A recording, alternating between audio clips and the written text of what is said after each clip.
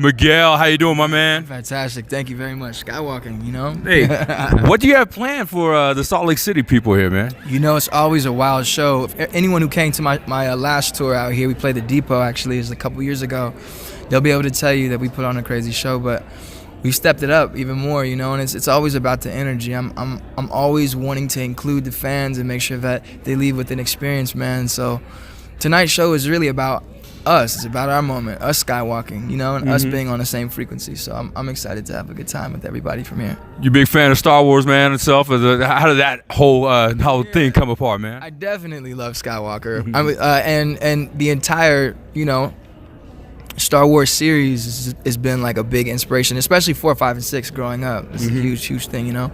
It completely changed science fiction for me, you know. That and Alien, which all kind of comes from Jodorowsky. But anyway, that's a whole other thing. Yeah. But yeah, man, definitely a huge fan of Star Wars, man. That's what's up, man. Again, man, we haven't heard from you for a while. I know you took you've been working with a lot of artists. People have heard you like with doing stuff with Wale, you know what I mean, with the Lotus Flower Bomb, one of my favorite songs. And then going into 2012 when you hit him with Adorn, man. And now, I mean, like, you know, in between time, you're still working with. What about now? What's going on with Miguel right now, besides, you know, the album, of course? The album, War and Leisure, that's out now. Obviously, we're on this War and Leisure tour, but I've been keen on making music, you know, while I'm on the road. So we just started the tour last week. And so I'm just keen on working as much as I can, you know, any moment I have, working on new music. So I brought my equipment and everything, of course, and we got some really dope collaborations on the way too. So, you know, just staying grinding, man. I think the whole purpose for artists and creatives now, especially now, what we need most is just output, you know, just to continuously create. And that's what I know my fans want from me. So that's what I'm gonna give them.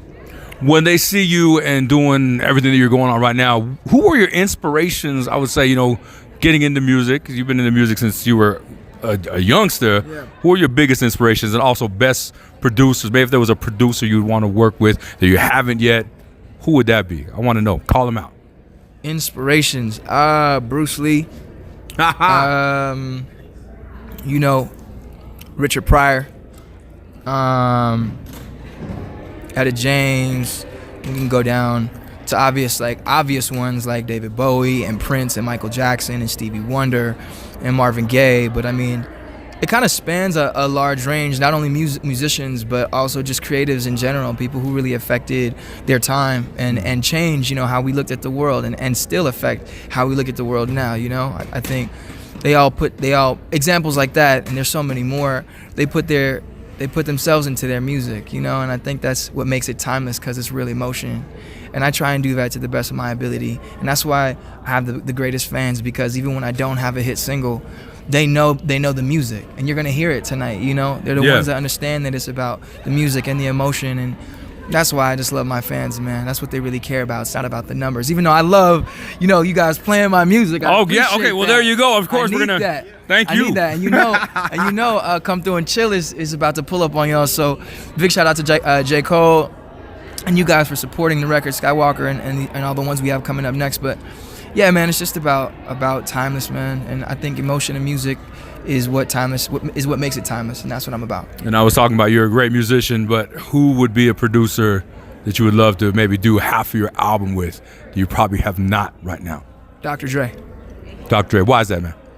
I mean, coming from Los Angeles, you know, I mean, he's the GOAT, you know, and I just look up to him so much for just leaving a sonic imprint. And if there was a time when he just wanted to be creative, he already has like the best of the best around him, you know. And you look at other related artists, like artists that he signed that I'm a fan of, like Anderson .Paak, who, you know, I think my fans and his fans would associate us together. And we all come from Los Angeles, even though he's more Compton, Long